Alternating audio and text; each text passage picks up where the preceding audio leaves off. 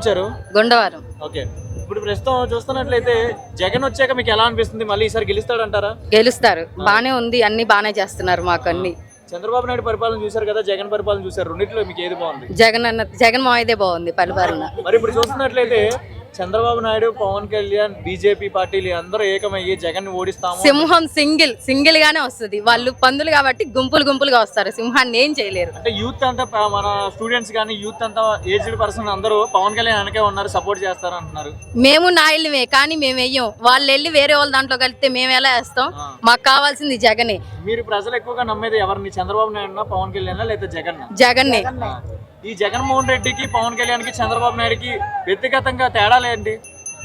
జగన్ ఏమో ప్రజలకి మంచి జరగాలని చూస్తాడు, చంద్రబాబు ఏమో వాళ్ళకే జరగాలని చూస్తాడు.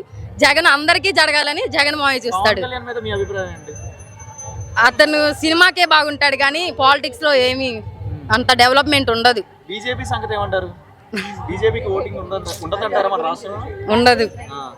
మరి వాలంటరీ సెక్షన్స్ పెట్టారు కదమ్మా, వాలంటీర్లు అనేది పర్ఫెక్ట్ అంటారు. చంద్రబాబు నాయుడు వాలంటీర్ని హోల్డ్ చేస్తున్నాడు కదా, చాలా పర్ఫెక్ట్ వాలంటరీ.